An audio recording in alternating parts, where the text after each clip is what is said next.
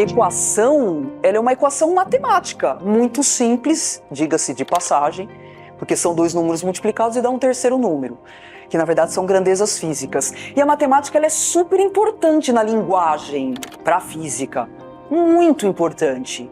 A matemática ela não é a coisa final. A matemática está carregando um conhecimento, então ela se utiliza de símbolos para representar conceitos, e esses conceitos, na verdade, são ideias. Então o que nós vamos trazer nesse curso é a ideia que está por trás do E igual a MC2. E se você pensar nesse esquema que eu acabei de escrever, é assim que a física trabalha, é assim que o conhecimento científico organiza o conhecimento. Existem ideias que dão a imagem da natureza, a visão de mundo. Essas ideias são traduzidas em conceitos. Os conceitos a gente inventa símbolos e os símbolos têm uma relação entre conceitos e a relação é sempre matemática. Então, isso tudo aqui faz parte da nossa ciência. Da nossa ciência. Por isso que física é difícil. Porque não são palavras que descrevem a natureza ou o conhecimento científico. Por exemplo, você pega a ideia de movimento, o movimento é uma ideia. Como é que você traduz essa ideia e organiza e descreve um movimento? Você inventa conceitos, inventa assim, não é pejorativo, não é do mal se fazer isso. A gente inventa conceitos, por exemplo, conceito de velocidade, conceito de aceleração, conceito de espaço, tudo isso nós vamos até falar aqui organizadamente.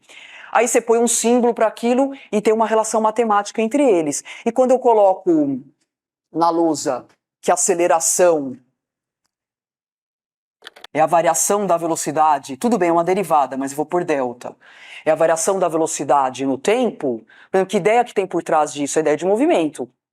Velocidade é espaço, então o espaço varia no tempo. Se o espaço varia, é o próprio movimento, porque se o espaço não variasse no tempo, você estaria parado. Então, toda essa ideia está expressa, por exemplo, aqui, em símbolos e em relações matemáticas.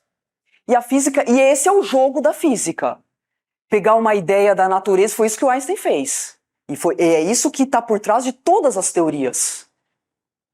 Teoria da mecânica, teoria do eletromagnetismo, teoria... Pessoal, quando eu falo teoria, eu estou falando de um edifício, de uma estrutura, de algo muito sólido, rígido. Rígido também não é pejorativo, não é do mal, é que é muito autocontido, sólido, uma estrutura, teoria.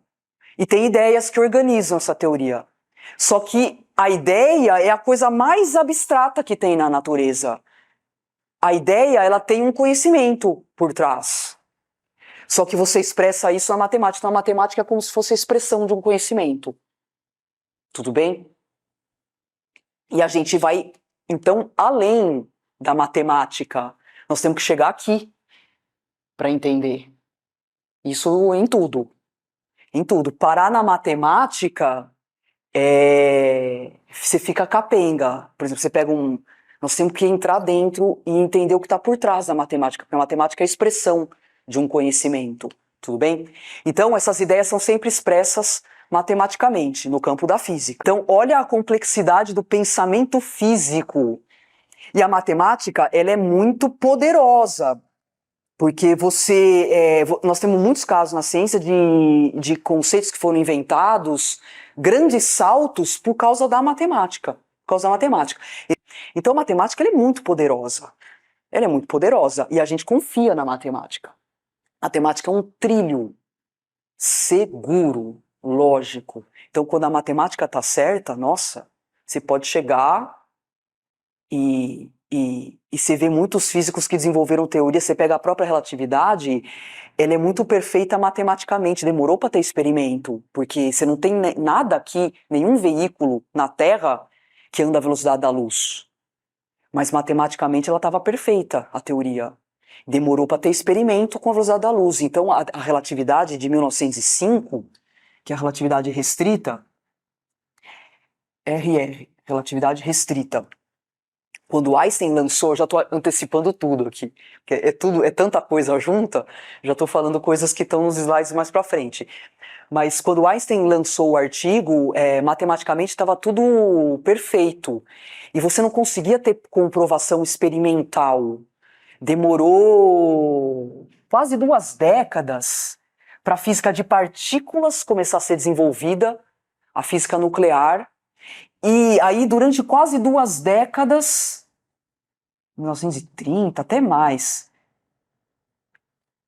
ainda não tinha comprovação experimental.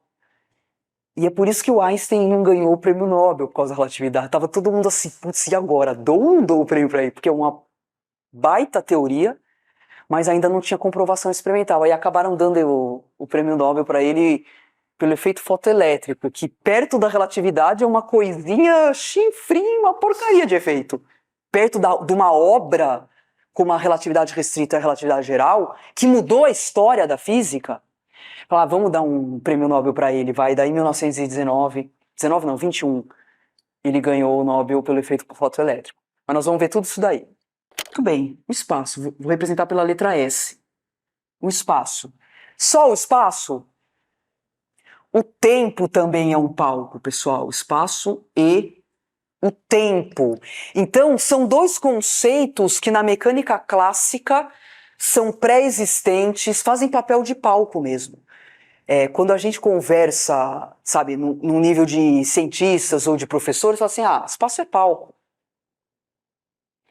Massa é ator. Tá vendo a diferença ontológica, a diferença de funcionalidade, de localização na estrutura? Isso aqui é uma estrutura, é uma proposta de estrutura, é um artifício, é uma maneira de estruturar o pensamento. Pensando assim fica legal, tipo, você fica satisfeito com isso. Fabiano, uma dúvida. E eu não consigo mexer no tempo e no espaço. Não consegue. Essa é a concepção newtoniana. É aqui que vai mudar tudo e vai bagunçar essa estrutura na relatividade. Então, primeiro nós estamos estruturando, para depois desestruturar. Dá para mexer no espaço-tempo e a relatividade vai mexer com isso, tá? Então, aqui começa a entrada da energia. E a energia se fixa com tudo como conceito, e um conceito, assim, imprescindível até os dias de hoje.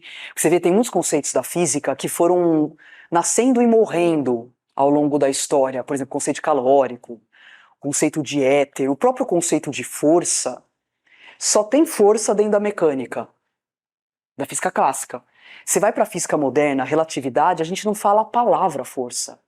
Não é que não existe, é que a gente não... No contexto da relatividade, você não fala de... Agora, energia, não. Energia, até os dias de hoje, é um conceito... Energia e massa, né? Um conceito que, assim, continua com todo o vigor na física de partículas, na física nuclear. Hoje a gente fala de energia escura, de matéria escura, ou seja...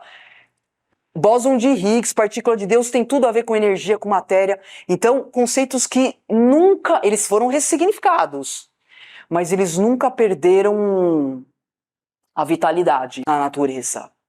Teorema é como se fosse uma função matemática. O que é uma função? A gente ensina muitas vezes, né, função horária para os nossos alunos, e explicar o que é função para um aluno é uma dureza, né? O que é uma função matemática? É um negócio tão esquisito e tão abstrato. Mas assim, função é uma máquina. Função é uma máquina matemática. Entra um número, a máquina processa e sai outro número. Né? A máquina é a função. Então, por exemplo, entra o número 2, sai o número 4. Entra o número 4, sai o número 8. Entra o número 6, sai o número 12. O que essa máquina fez? Multiplicou por 2. Então, os números que entram é o que a gente chama de conjunto X. Os números que saem é o que a gente chama de conjunto Y. Então, essa máquina é uma função desse tipo. O teorema de Noether também é uma máquina matemática e abstrata. Entra um tipo de simetria na máquina, uma simetria da natureza. O teorema processa matematicamente e sai como resposta algo que se conserva. que se conserva.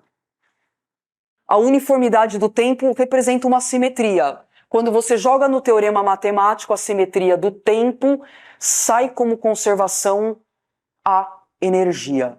Ou seja, existe uma relação profunda, misteriosa até, entre energia e tempo. É muito esquisito. Por quê? Porque o tempo representa a mudança. Como é que você sabe que o tempo está passando? Pessoal, põe uma maçã aqui, volta daqui 1 ano. A maçã vai estar lá? Talvez toda podre. O tempo passou. Como é que a gente sabe que o tempo está mudando? Olhe-se no espelho. Hoje, daqui 1 ano, daqui 10 anos, mudança. O tempo representa mudança. Então, o que tem de esquisito nessa relação? Algo que muda e algo que não muda, porque conservação é não mudança. Então parece que existe um antagonismo e uma relação antagônica entre tempo e energia misteriosa e assim, sem nenhum sentido místico, tá? Nesse símbolo yin yang, apenas duas coisas conjugadas, complementares e antagônicas. Tempo e energia. E a mesma coisa para a conservação da quantidade de movimento. Qual é a simetria da natureza que dá como conservação a quantidade de movimento? As propriedades do espaço. O espaço é homogêneo. O que quer dizer homogêneo? Se você pegar aqui, olha, nesse quadradinho que está da minha mão, não tem um espaço aqui? Se você for lá para o Japão e fizer um quadradinho assim, o espaço não é o mesmo, não é homogêneo. Se você imaginar o espaço como um tecido, uma métrica cheia de pontos, e a distância entre os pontos você mede com a régua, não tem um empelotamento de pontos em lugares diferentes. O espaço é homogêneo no universo inteiro. Na concepção do Newton, o Einstein vai mudar tudo. O Einstein muda aqui. É isso que que a teoria da relatividade muda. Mas na concepção newtoniana, o espaço é homogêneo. E isso dá como resultado a conservação das grandezas. E vocês vão ver que bonito que vai acontecer com a relatividade. O que vai mudar nisso tudo? Ó, se você pegar o conceito de matéria da mecânica newtoniana, a matéria newtoniana, ela aparece aqui e aqui. Tá vendo que tem duas propriedades, a matéria newtoniana, expressas nessa estrutura? Que propriedade tem aqui essa matéria? Que está aqui como ator? Atração gravitacional. Que propriedade tem essa matéria aqui? Inercial. Então, as duas propriedades da matéria estão encerradas nessa estrutura de pensamento clássico. As duas estruturas, as duas propriedades da matéria. Quando a gente também vai dar aula na escola, a gente começa dando aula, né? Acho que a primeira coisa é a definição do conceito de matéria. Como é que a gente define matéria para um aluno de primeiro ano do ensino médio? Você fala a propriedade da inércia, matéria é a quantidade de inércia que o corpo tem. A gente não fala isso? Matéria é a quantidade de inércia, quanto maior a inércia, maior a matéria. A gente quase que usa como sinônimo. E matéria também é uma coisa que tem a propriedade de atrair outros corpos, atratibilidade, gravidade. Então são as duas propriedades da matéria, que também vão ser alteradas com a relatividade. Então essas duas propriedades estão aqui, ó. Estão ali dentro. Você vê que tudo isso é uma estrutura de pensamento. Essas são as ideias da mecânica. Essa estrutura aqui que organiza a teoria da mecânica. E aí que vai entrar as rupturas e as mudanças com a relatividade. Quer ver onde mais essa ideia da inércia e da gravidade estão inseridas? Nas duas energias da mecânica. Quando a gente estuda mecânica também a gente só fala de duas energias. A energia cinética e a energia potencial. Energia cinética relacionada com o movimento e energia potencial relacionada com a atração gravitacional. Tá aqui as duas propriedades da matéria. Energia cinética e inércia. Movimento. Energia potencial entre o sistema de dois corpos. Atração gravitacional. Tudo bem? Esses dois conceitos viraram uma entidade única chamada espaço-tempo. Na física clássica, a gente fala de espaço e fala de tempo. Na relatividade, a gente não fala de espaço e tempo. A gente fala espaço-tempo. É uma coisa única. Uma coisa única. Tudo bem? Então, uma das consequências dessas ideias aqui é que o espaço virou quadridimensional e toda a descrição do movimento é feita com 4 coordenadas. 4 coordenadas. Então, como é que você descreve, por exemplo, a posição de um ponto P na física clássica? Coordenada x, y e z. Né? Isso aqui é a maneira de representar um vetor. Estão lembrados? Ó, você põe um sistema de eixos, x, y, z, aí um ponto P, ele é representado com um vetor, por exemplo, o vetor R, com 3 coordenadas, x, y e z. 3 coordenadas. E na relatividade? Na relatividade, um ponto não é mais um ponto, a gente chama de evento, porque é um ponto descrito no tempo. Se é um ponto descrito no tempo, é um acontecimento, porque o tempo entra na descrição. Então, a gente não chama mais de vetor, a gente chama de quadrivetor, tira a flecha, para não confundir, porque vetor é com flecha, vetor tridimensional, e acrescenta uma coordenada t. Então, o espaço tem 4 dimensões. E isso fez a fusão entre tempo e espaço. Só que, de maneira muito coerente e lógica, se ligou aqui, liga aqui em cima também. E, de fato, existe um outro quadrivetor, ó. Tem um quadrivetor que expressa o espaço-tempo, e tem um outro quadrivetor que é o quadrimomento, que tem o momento em 3 dimensões e a energia. Juntou. Olha como é lógico na estrutura. Se juntou embaixo, juntou em cima. Você vê que visualmente tem uma arquitetura. Uma arquitetura. Juntou aqui. É o quadrimomento. Nós vamos falar mais ao longo do curso. Momento com energia. São grandezas juntas. Então, olha que interessante.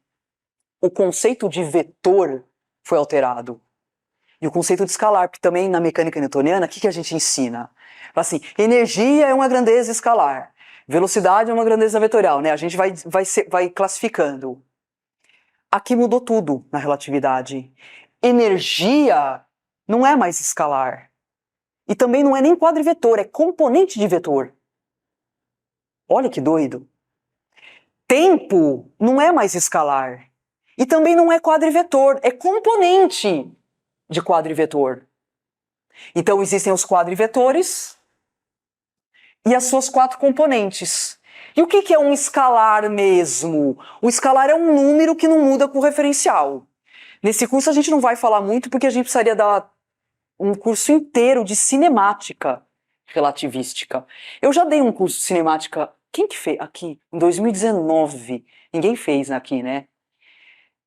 Aqui na Maria Antônia também já dei um curso inteiro só de cinemática relativística. E aí a gente falou desses vetor, quadrivetor, o que é grandeza escalar. Mas essas modificações, vejam que são modificações matemáticas na estrutura de pensamento. Restrita ou geral? Geral Restrita, boa pergunta, ó. Essas duas aqui é restrita, 1905, tá? Os 2 artigos é restrita. Os 2 artigos são de 1905. Um mais grandão, onde ele trata da cinemática, palco, e um outro pequenininho, de 3 páginas, parece que ele esqueceu alguma coisa, é o artigo que tem o E igual a MC2.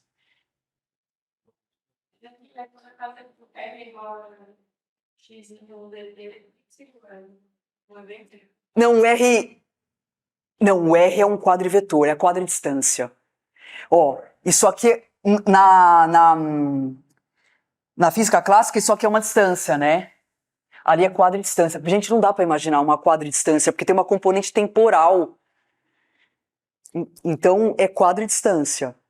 É uma combinação entre espaço e tempo.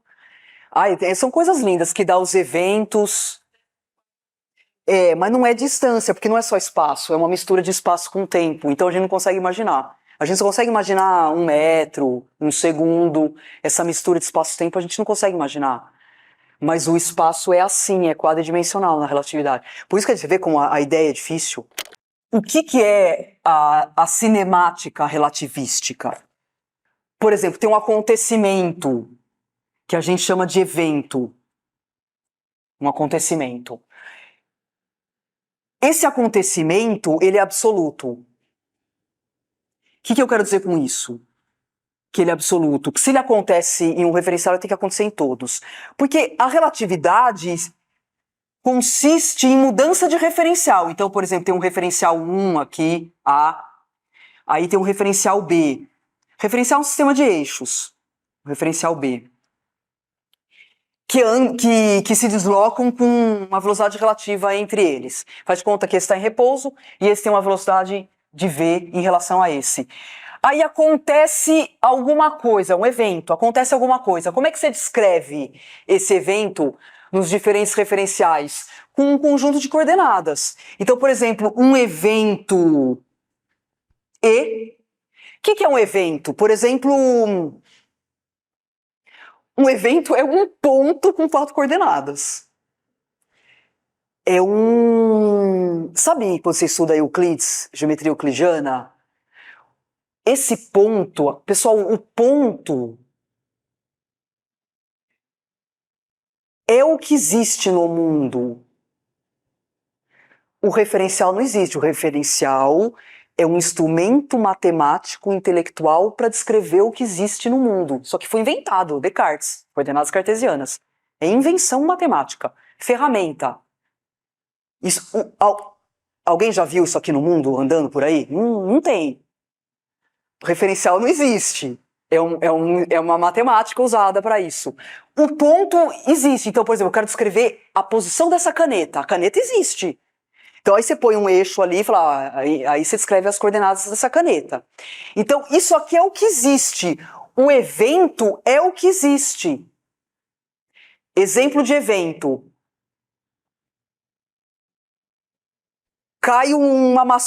A caneta toca o chão. É um evento. A caneta tocou o chão. É um acontecimento. Pode a caneta tocar o chão para um referencial e não tocar o chão para o outro referencial? Não. O evento é absoluto. Uma formiga está andando aqui e morre. Pode a formiga morrer num referencial e não morrer em outro referencial? Não pode. Então, o evento é um acontecimento absoluto, e é isso que é descrito de maneiras diferentes em cada referencial. A descrição aqui no referencial é com um conjunto de coordenadas x, y, z, t. A maneira como o mesmo evento é descrito nesse referencial é um conjunto de coordenadas diferentes. As coordenadas são diferentes. Existe uma maneira de você transformar essas coordenadas nessa? Existe uma teoria para isso. Essa é a teoria da relatividade. É um instrumento matemático, intelectual, é a teoria da relatividade. Permite você, sabendo as coordenadas de um referencial, obter as do outro referencial.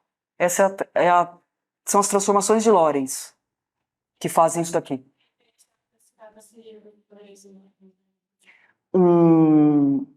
Algo em movimento, né? Tem que ter movimento, senão...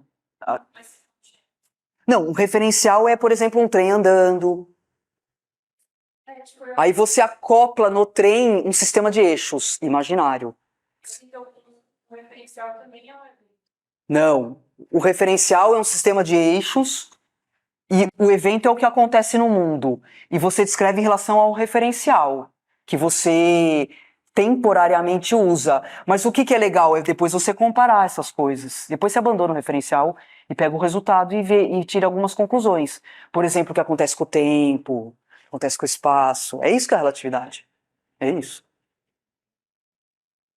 Expliquei em 5 minutos um curso que eu dei em 30 horas. Ela fez o curso na USP em janeiro. 30 horas, né? É um curso sobre a relatividade, um curso de cinemática relativista que a gente deu no encontro USP Escola. Foi em janeiro, aquela semana que fica a semana inteira. Vocês nunca ouviram falar encontro USP Escola? A USP que organiza, vai todo mundo pra lá. É uma semana, foi meio de janeiro, né? Então, assim, em poucas palavras é isso. Mas pode perguntar, se quiser perguntar mais alguma coisa.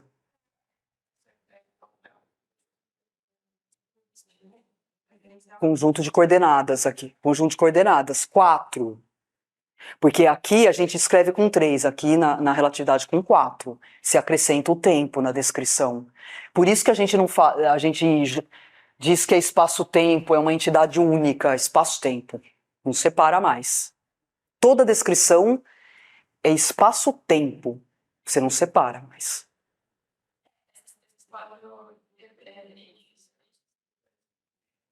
Coordenadas. Coordenadas. Então, X, Y, Z, T estão sempre juntas. Não. Não. Não, você pode falar assim, quanto que é o comprimento do trem? Aí você fala só de espaço. Você fala quanto que o relógio mediu? Aí você fala só de tempo. Mas a descrição é das duas juntas. Espaço com tempo, tá? Você pode interpretar, tem um monte de coisas bonitas que dá pra extrair um monte de coisa daqui. Dá pra interpretar um monte de coisa, fazer contas interessantes daqui. Pra distinguir, né? Porque o quadrivetor não é vetor, é quadri. Então, que outro símbolo você vai usar? Tira flecha. É símbolo, tá? Mais perguntas?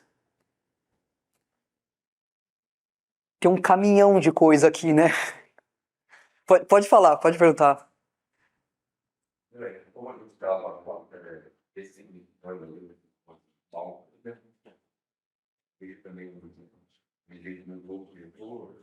Sim, sim, sim, sim. Nós vamos completar, ó. Vamos completar. Tem mais mudança aqui. As leis de Newton não valem mais, pessoal. As leis de Newton não valem mais. As leis de Newton não valem, elas foram quebradas. Você fala, meu Deus, e agora? Eu vou ensinar a terceira lei de Newton amanhã para os meus alunos. A relatividade quebrou. Não, fenômenos aqui na Terra, na engenharia, os engenheiros podem continuar usando, mas fenômenos relativísticos com velocidades acima, né, de 50% da velocidade da luz, esquece a mecânica newtoniana. Esquece. Não dá. Tem muita gente que fala que a relatividade englobou a mecânica, expandiu a mecânica, e que a mecânica é uma aproximação da relatividade para baixas velocidades. Isso, na minha opinião, está errado, é uma interpretação errada da teoria, porque é outra estrutura, outro edifício, a relatividade é completamente diferente, não é um puxadinho. Vamos esticar um pouquinho e explicar outros fenômenos. Não, é tudo diferente, dada essa estrutura. Quando lá Einstein lançou o artigo, olha o E igual a MC2 aqui em cima. Olha que coisa esquisita, a massa é ator. E a energia é palco. Como que essas coisas podem estar juntas? Pessoal, esse entendimento de que massa é ator e energia é palco e o E igual a MC2 está aqui em cima, que fez o Einstein pensar e mudou tudo. Por quê? Sobre a eletrodinâmica dos corpos em movimento. Na primeira linha, é sabido que as equações de Maxwell da eletrodinâmica são aplicadas a corpos em movimentos, levam a uma simetria que não pode... Ele se pautou nas equações de Maxwell. E a partir delas, ele deduziu toda a teoria da relatividade para transformações de campos elétrico e magnético. mudança de campos. Então, o eletromagnetismo é compatível com a relatividade. A física newtoniana não. Pelo fato da energia e da massa estarem aqui no palco, depois de 10 anos, motivou ele a pensar na relatividade geral. Porque ele lança dois artigos em 1905, bota o E igual a MC2 e fala assim, mas como que a massa está no palco?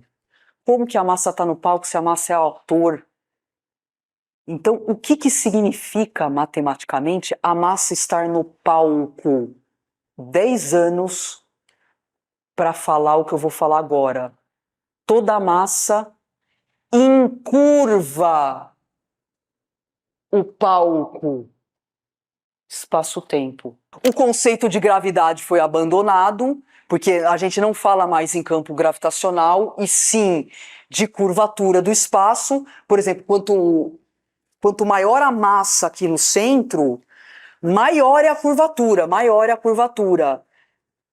Quanto maior a massa, mais deformado o espaço fica. E tem determinadas situações que nem a luz escapa. Que situação que é essa? Buraco negro. Então a curvatura é tão grande que a luz faz assim, ó, e não escapa. A trajetória da luz é exatamente essa que você está vendo aqui. Ela é engolida pelo buraco negro. E tem uma maneira newtoniana de explicar, né, essa coisa da luz não escapar. Se você pegar, por exemplo, usando o conceito de gravidade. Na relatividade geral não tem o conceito de gravidade, o conceito é substituído pelo espaço curvo. Mas se você pegar o conceito de gravidade, por exemplo, se eu jogar esse objeto para cima, ele cai. Se eu jogar com uma velocidade maior, ele sobe mais, mas ele cai. Se eu jogar com uma velocidade maior, ele sobe mais, mas ele cai. Existe uma velocidade que eu jogo esse objeto para cima que ele não cai mais, que é a velocidade de escape. Que para a Terra depende da massa da Terra. É 11,2 km por segundo. Se eu jogar essa caneta num canhão, né, um projétil que disparar ela com uma velocidade de 11,2 km por segundo, ela não vai cair mais, vai escapar da Terra. No buraco negro, e essa velocidade de escape depende da massa do planeta. Tem até um cálculo para fazer, newtoniano, é Gsão, massa, depende do raio do planeta. No buraco negro, a massa do buraco negro é tão grande, tão grande, tão grande, que quando você faz o cálculo da velocidade de escape para o buraco negro, o valor da velocidade é maior que a velocidade da luz. O valor numérico. Por isso que a luz não escapa. Um saber teórico, né? Você consegue calcular a velocidade de escape. Você está falando do buraco negro ou da Terra? Então, tudo é teoria que mapeia, tudo é teoria que calcula. Olha como a ciência é pretensiosa. A gente consegue descrever uma coisa que acontece do outro lado do universo e somos ousados. A gente fala, isso acontece lá, a teoria prevê, você faz o cálculo, dá certo, você mede. Para isso que serve a teoria, né? A teoria a teoria é uma expansão da nossa mente, da nossa consciência, porque os olhos físicos não conseguem ver.